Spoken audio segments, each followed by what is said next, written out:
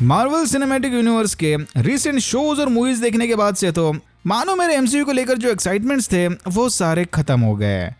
End game Ira में MCU अपने peak पर था और बस तब से ही मार्वल का जबरदस्त डाउनफॉल शुरू हो गया। Questionable changes, quantity over quality projects और ढेर सारे नए कैरेक्टर्स का इंट्रोडक्शन। पता नहीं ऐसा क्या बड़ा चेंज आ गया कि एमसीयू के लिए जो हाइप थी ना वही खत्म हो गई। हम माना कि एंड गेम के बाद नो वे होम भी काफी तगड़ी मूवी थी, लेकिन जरा सोच के देखो, नो वे होम के हिट होने का मेन रीजन डॉक्टर स्ट्रेंज या एमसीयू स्पाइडरमैन नहीं था, बल्कि सोनी यूनिवर्स के सुपर विलन्स और पीटर पार्कर थे। नो वे होम एमसीयू कम और सोनी पिक्चर यूनिवर्स की मूवी ज्यादा थी और एमसीयू के स्टैंडर्ड से शांग-ची भी एकदम एवरेज मूवी ही थी।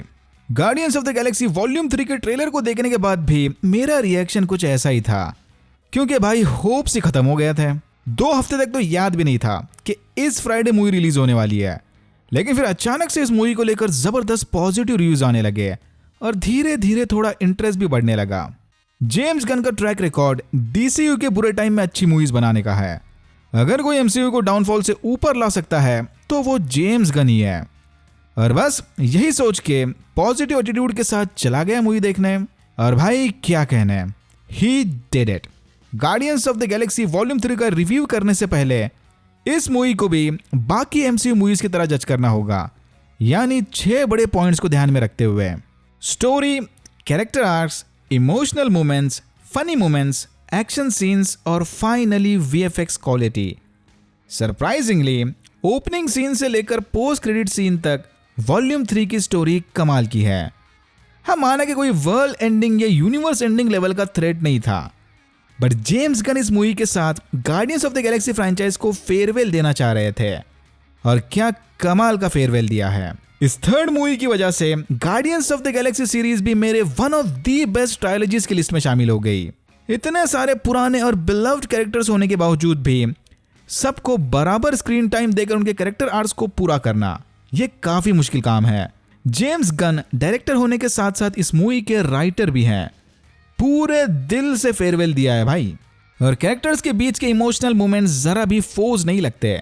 ट्रेलर देखकर तो आप समझ गए होंगे कि इस स्टोरी का मेन फोकस रॉकेट रकून पर होने वाला है, बट इसका मतलब ये नहीं कि 90% टाइम रॉकेट रकून की बैकग्राउंड स्टोरी दिखाकर बाकी कैरेक्टर्स को एंड में बस सेवियर्स की तरह यूज करो।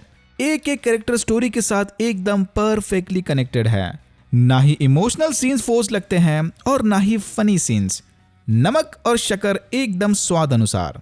बरसों बाद एमसीयू प्रोजेक्ट्स में जोक सुनकर जेन्युइनली हंसी आई है, वरना रिसेंटली तो बस क्रिंजी फीलिंग्स ही आ रहे थे।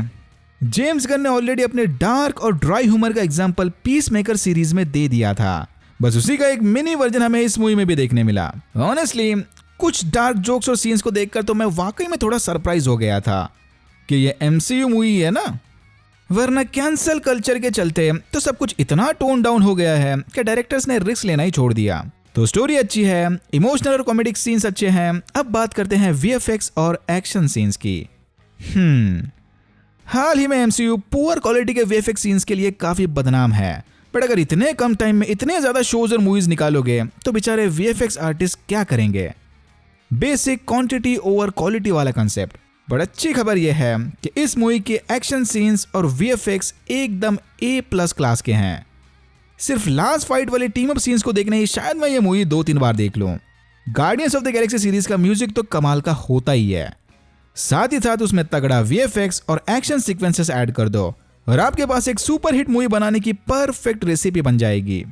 सब कुछ इतना अच्छा बोल दिया, मतलब ये नहीं कि ये मूवी एकदम परफेक्ट है, नहीं, इसमें भी काफी प्रॉब्लम्स है।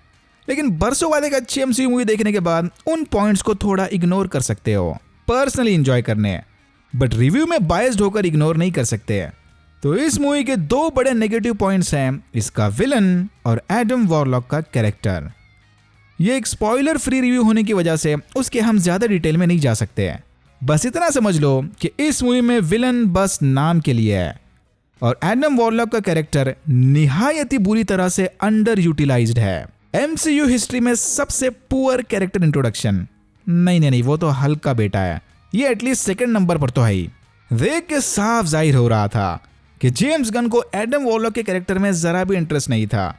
बस एमसीयू मूवीज के फ्यूचर के लिए जबरदस्ती ऐड कर लिया कि हाँ ठीक है रख लो। तो डाई हार्ड एमसीयू फैंस के नजरिए से इस मूवी को पूरे 10 में से 10 नंबर मिलने चाहिए, लेकिन इन दो बड़े नेगेटिव पॉइंट्स की वजह से 2 नंबर काटने पड़ेंगे। भाई गीगा चैड जेम्स गन ने अकेले सिंगल हैंडेडली डीसीयू को भी बचा लिया और एमसीयू को भी। होपफुली केविन फाइगी को इस मूवी के सक्सेस से थोड़ी सीख मिले, क्योंकि बस एक मूवी के अच्छा होने से एमसीयू इज बैक बेबी नहीं बोल सकते। बाकी आपको क्या लगता है वो नीचे कमेंट सेक्शन में लिखकर बता देना। Alright, that's it for now. अगर आपको वीडियो अच्छा लगा तो please like share and subscribe for more videos like this. मैंने ऐसे और भी वीडियोस बनाए जिनके लिंक्स आपको डिस्क्रिप्शन बॉक्स में मिल जाएंगे। Thank you very much for watching and I am hoping to see you in my next one.